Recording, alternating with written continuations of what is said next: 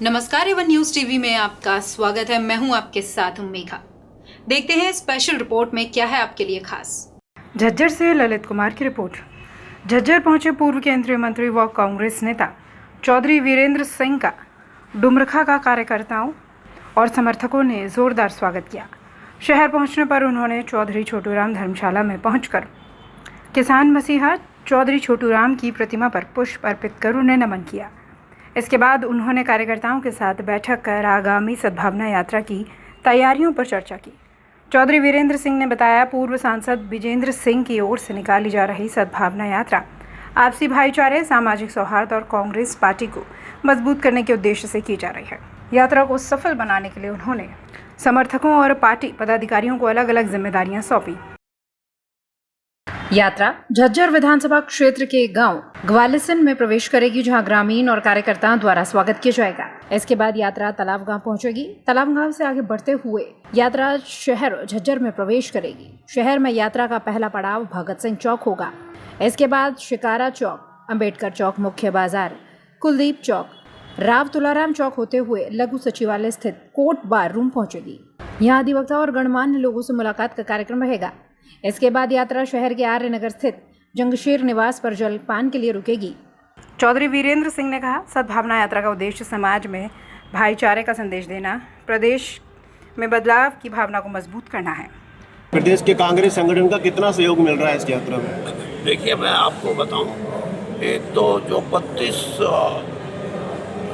जिला कांग्रेस कमेटियों का गठन हुआ है जी, उसमें से 70% जिला कांग्रेस के अध्यक्ष, उपाध्यक्ष, कार्यकारिणी और महामंत्री, उन्होंने यात्रा का पुरजोर समर्थन किया और साथ चले।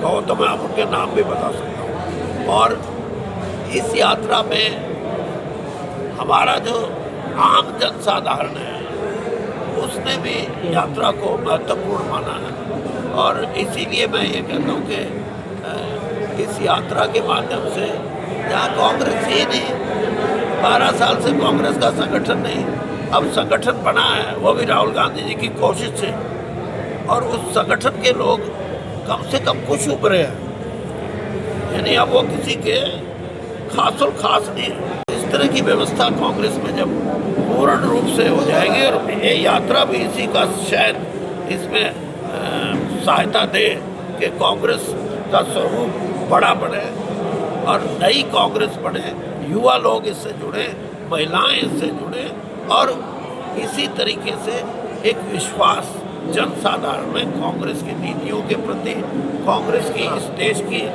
संविधान के प्रति, इस देश की अखंडता के प्रति, इस देश के समान जो हमारा एक प्रजातांत्रिक ढांचा है उसके प्रति आस्था बढ़े। देखिए, ऐसा है, 82 हल्के कवर कर चुके हैं आज, और 3 हल्के जो अभी कल से कवर होने थे वो हैं पटौदी, गुड़गांव और बादशाह। उन तीनों में ऐसा कार्यक्रम बनने जा रहा है जिसमें राहुल गांधी जी उस यात्रा का हिस्सा बने।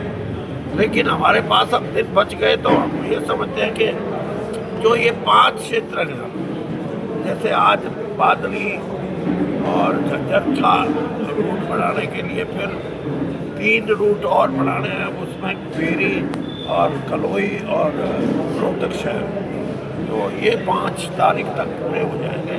और हम ये चाहते हैं कि हमारे को अब ये समय मिल गया, क्योंकि 2 दिन का समय वो बच जाएगा हमारा, 3 एक दिन में पूरे हो जाएंगे। तो इसलिए हो सकता है राहुल गांधी की जो यात्रा है उससे पहले हम बादली और इसको कवर कर लें, या इसमें से एक को कवर कर लें। तो रूट बनाने का कार्यक्रम के लिए मैं आया था, और कुछ साथियों से बात हुई है, वो बना के देंगे, तो हम कल प्रेस में भी दे देंगे उन दोनों।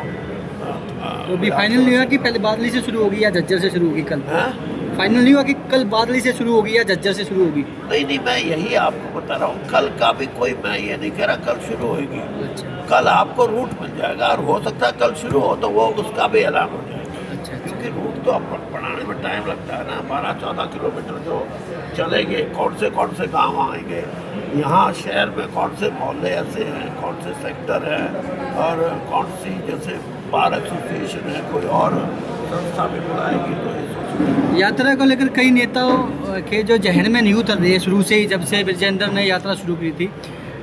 हुड्डा साहब तो इसको अधिकृत ही नहीं मान रहे, कह रहे कि ये अधिकृत नहीं है। और जब 2 दिन पहले पूछा गया कि राहुल गांधी जी आएंगे तो आप जाएंगे, तो मैं नहीं जाऊंगा। अधिकृत नहीं मान रहे, पार्टी द्वारा अधिकृत नहीं है, ऐसे बयान आ रहे हैं। चलो हुड्डा जी की अधिकृत यात्रा, अगर राहुल जी आएंगे तब भी उन्होंने एक शर्त रखी है कि राहुल जी हमारे नेता हैं, कोई नेता है तो फिर आ रहे हैं तो फिर यात्रा भी अधिकृत है।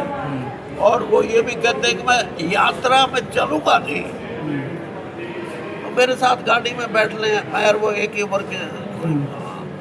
और मैं भी नहीं चलता क्योंकि 80 साल का आदमी चलना बड़ा मुश्किल है, वो 1.5 साल बाद 80 के हो जाएंगे। बाकी ये है कि उन्होंने ये कहा कि मैं यहाँ भी यात्रा का समापन होगा, राहुल जी जहाँ उसको एड्रेस करेंगे, यात्रा को संबोधित करेंगे। राहुल जी उस यात्रा में 4.5-5 किलोमीटर चले भी गए और समापन में वो अपना यात्रियों को और जनता को अपना संदेश देंगे। यात्रा में इस यात्रा में ये निकल के आ गया कि कांग्रेस में एक प्रदेश में नया नेता पनप गया, ये कहीं ना कहीं चर्चा का विषय है। देखिए ये चर्चा आप करते रहो, तो ये बात ऐसा नहीं है। राजनीतिक तो आदमी है, कोई साधु नहीं है, चौधरी साहब तो, लेकिन इतना है कि कुछ चीज़ें ऐसी हैं जिसमें आदमी को इन चीज़ों से ऊपर उठना पड़ता है। और मैं ये कहता हूँ कि विजेंद्र सिंह ने एक प्रयास किया है, और वो प्रयास भी इस किस्म का कि एक आदमी जो 21 साल से नौकरशाही में रहा हो और फिर चुनाव लड़े और चुनाव के बाद हार जाए, वो ये कहता अगर मैं जीत जाता तो MLA ही रहता। हारने से मुझे कम से कम मौका मिला है कि लोगों से मेरी जान पहचान होगी, और ये एक तरीका है। और इसका आगे किसको कितना विजेंद्र सिंह को लाभ होता है ये तो मैं नहीं कहता, लेकिन इस यात्रा का मुख्य उद्देश्य यही है कि एक तो कांग्रेस को मजबूती तब मिलेगी जब लोग कांग्रेस के साथ जुड़ेंगे। नेता या कांग्रेस कार्यकर्ता ही नहीं, ताकत मिलती है जब आम जनसाधारण जुड़ता है। जनसाधारण जुड़ेगा, वो मुद्दा सामाजिक है, और सामाजिक मुद्दा जो है उसकी आज सारे हरियाणा में चर्चा है। और ख़ास तौर पे जो प्रबुद्ध समाज है हमारा, वो इस बात के लिए कहता कि ये काम हरियाणा में बहुत ज़रूरी है, और बड़ी ताकत से सामाजिक रूप से लोगों को इस बात के लिए इकट्ठा होना चाहिए कि हम कोई भी हमारे समाज को तोड़ने की, आपस में ईर्ष्या पैदा करने की, द्वेष पैदा करने की कोई कोशिश करेगा, जैसे कि पीछे प्रयास भारतीय जनता पार्टी ने किए हैं, तो इन प्रयासों का जनता जवाब देगी। और जनता को इकट्ठा करना, मैं ये समझता हूँ कि एक प्रयास इस सद्भाव यात्रा के माध्यम से हुआ है। स्पेशल रिपोर्ट में फिलहाल इतना ही। खबरों के लिए आप देखते रहिए वन न्यूज़ टीवी। नमस्कार।